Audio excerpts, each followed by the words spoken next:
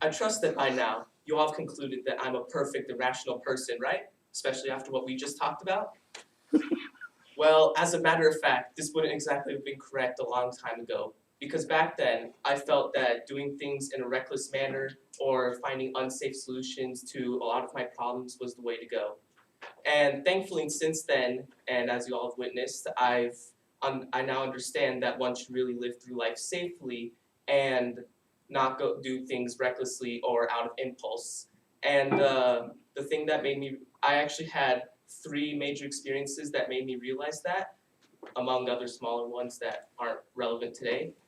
So the first one is actually a pair of smaller experiences because they all took place in the first grade and both have to do with the open window in a moving car. So after school, back then I used to wear baseball caps. I'd be getting driven home and I decided to take my baseball cap, stick it out the open window, and hold it out just because I liked the way the wind was blowing on the cap in my hand.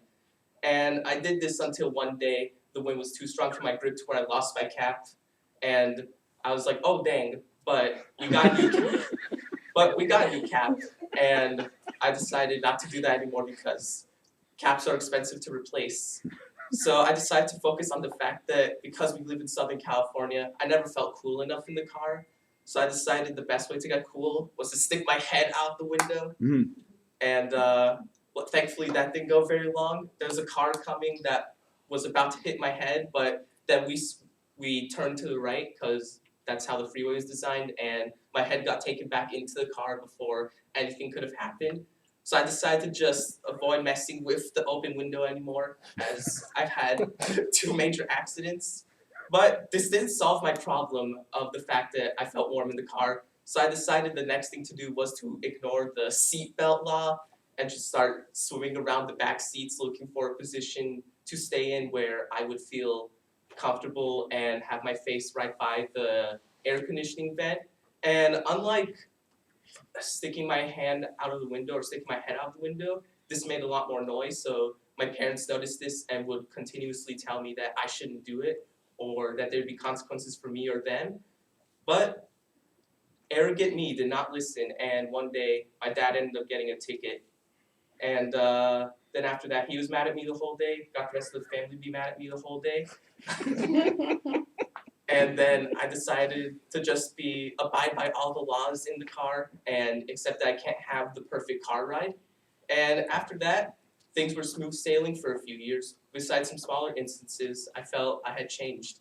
But then, during middle school, I felt bored and decided that something in my life needs to be more interesting, however I defined that back then.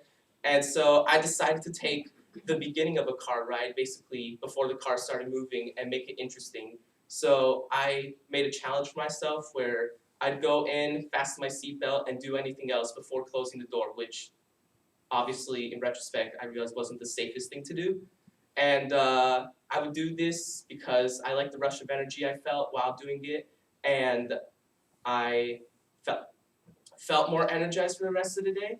And I used this as a small talk subject so I could brag to other people, and when I wanted to feel superior to my brothers, in a sibling-like way, of course, not anything bad. This isn't dictatorship. And then one day, I got in the car, was particularly tired that day, I put on my seatbelt, but then got distracted enough from closing the door because there was a loud conversation going on that I took part in, and nobody else noticed the car door wasn't closed either. So we started moving, and then the door got destroyed because it got slammed into a wall.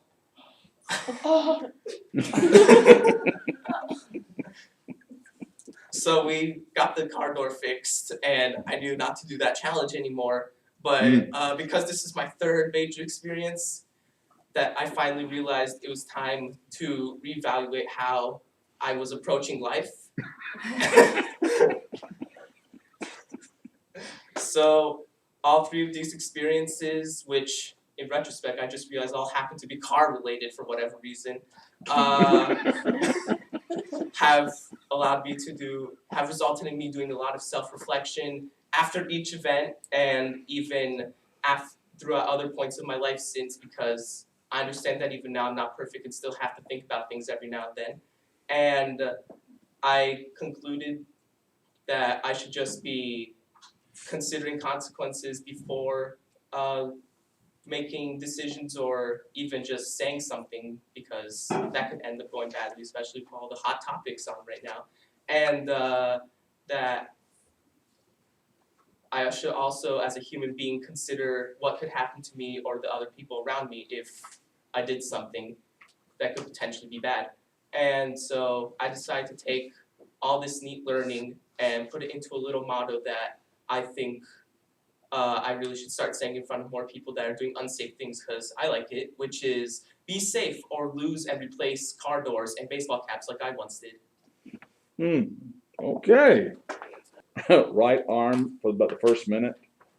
Not really. You're swinging it. It's swinging. That's a new one. Yeah, that is a new one. You're unique in that way. I'll just have a different palm every time. So I'm telling you. It. If you move a little bit, I think it'll take care of it. But then it works itself out. When you reached up with the ball cap, from then on there was none of that. So that was fine. The weakest part of this is the conclusion. And I got the transition, but be specific when you're summarizing. You know, like go from the ball cap to my head to the air conditioning to the door, and summarize that. Or you could say, so from the 3 or 4 things I've talked about, just something. And then the quote, it's okay, but that's kind of your summary. So I couldn't figure out if that's a summary or if that's the closing, so I didn't know. I was a little confused there. That's easy to fix, though. So the rest of it, you lined up pretty well. I mean, eye contact's an easy thing to fix, but overall, I thought it was pretty good. Yeah, told us a little bit about you, and that was it. So thank you very much. And Diego, you are up.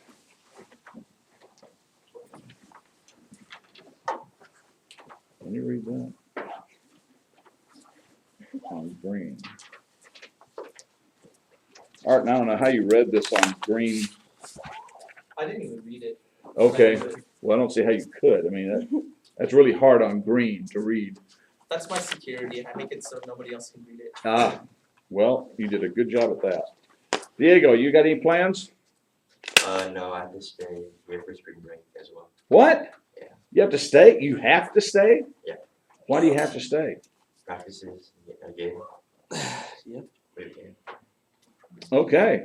So athletes have to stick around, huh? Yeah. Okay. Well, that's the price you pay.